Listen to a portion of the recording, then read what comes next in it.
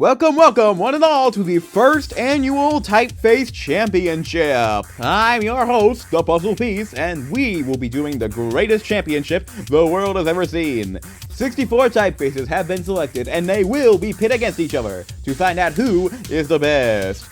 Now, we have 4 different divisions that we're going to be going over in just a moment. The tried and true typefaces, the freebies, the newcomers, and the weirdos. And now I'm going to be showing you them all in just one take because I'm too lazy to edit. Alright, roll the clip. Woo-wee! Starting off in the tried and true section, you know him too well, our MVP, Helvetica. Designed in 1957 by Max Mattinger, this font is inescapable. You cannot do anything without seeing Helvetica one day in your life. You cannot do a single thing without seeing this font ever.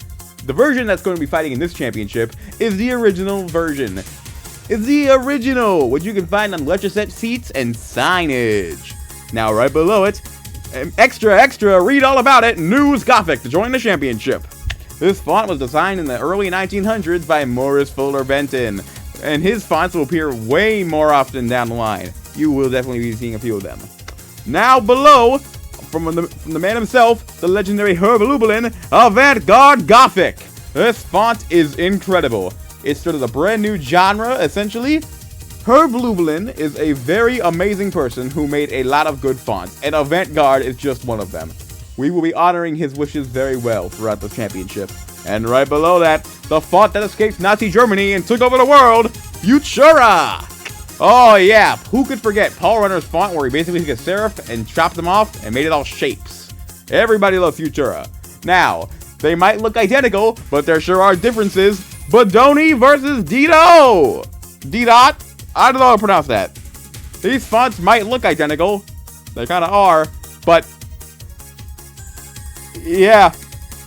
Coming down below, the Battle of coming up next, the Battle of Flare Serifs, Frizz Quadrata versus Serif Gothic. Another Herb Lublin font down below of Serif Gothic, and the 70s underdog Frizz will be fighting it out. A type design championship without the Frizz? No way! Down below, from Flare Serifs to Slab Serifs, Stymie versus Lublin Graph. Once again, Lublin makes his appearance, and Stymie's here. You could also consider this to be like Beaton and Rockwell. Next up, Compacta versus Swiss 911. I know that's not the name, but I didn't want to cause confusion with Helvetica, so we're calling it Swiss 911. These two fonts are known for being condensed and bold, so it'll be fun to see them battle it out. Franklin Gothic and Cable. Two fonts made in the early 20th century, and they will be going against each other in a little battle, because this guy was the king of the 70s, and this guy was the king of the 80s. Pretty much. And lastly, for the tried and true department, Century and ITC Garamond. I gave up and wanted to include some serif representation. You might recognize ITC Garamond as being the font of classic Apple ads. Incredible.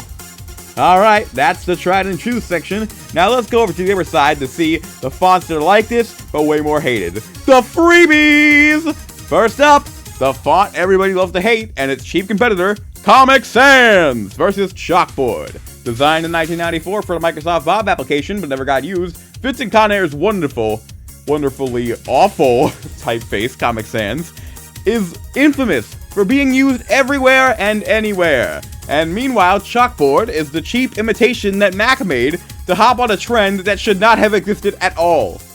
Coming up below that, IBM Plex.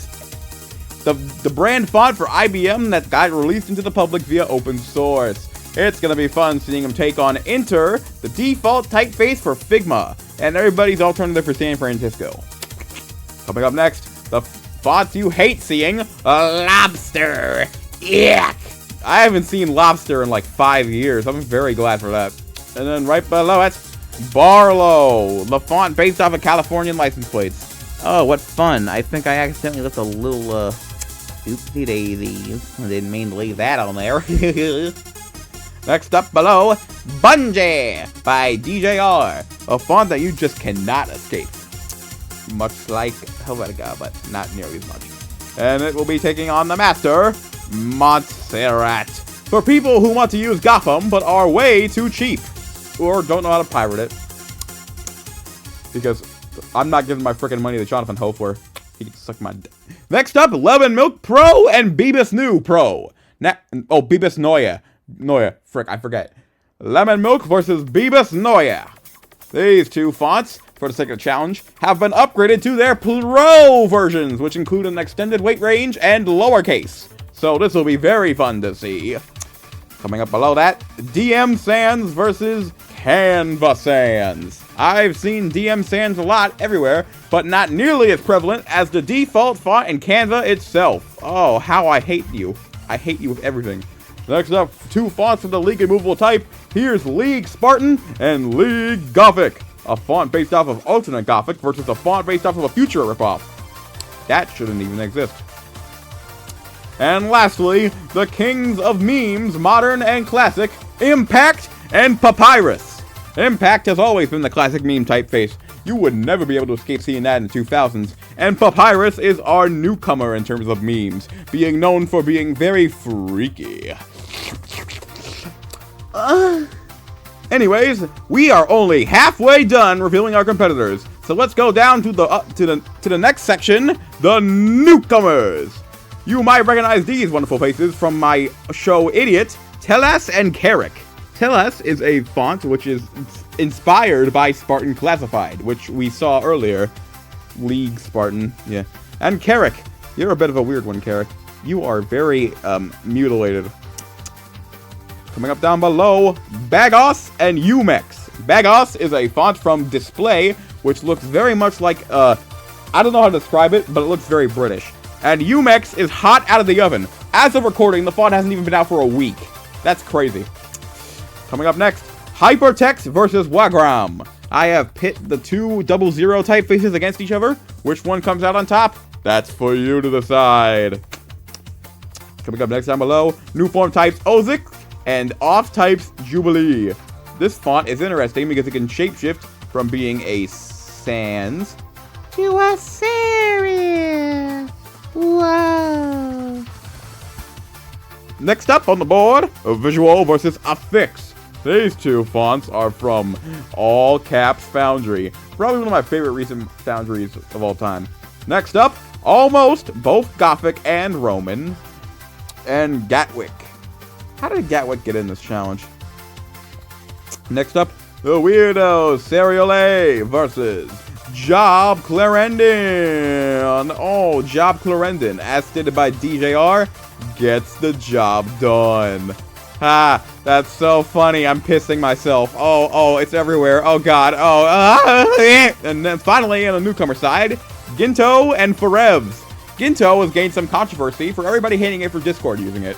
Literally, the hate is so undeserved. I actually would slap anybody who says that this font sucks. And lastly, Forevs, another font straight out of the oven. I don't even think this font is 2 weeks old yet.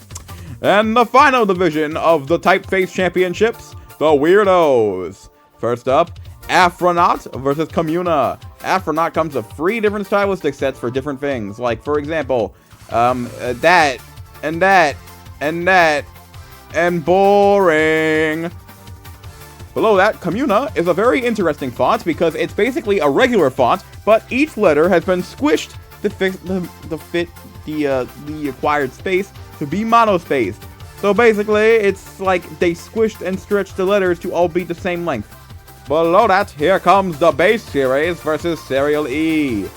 The base series, well, I don't have access to the whole thing right now, consists of base 9, base 12, and base 900. The very weirdest type family ever made.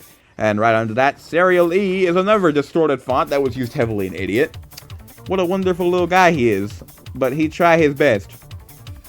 Next up, Circuit versus Citizen. Circuit is deformed. Oh, geez, why does it... Platelet. Oh, yeah, Platelet. Oh, go you. You look like a license plate from California. And right under that, Pachinko, the font that has an italic that works in both mono and text. What a weird font you are. I hope you die. Next up, Template Gothic by Barry Deck and Quartet. 2 brothers from Emigre, whatever. Quartet is not sold anymore, but Template Gothic sure is. Oh, how 90s. Oh, it's so 90s, I'm coming.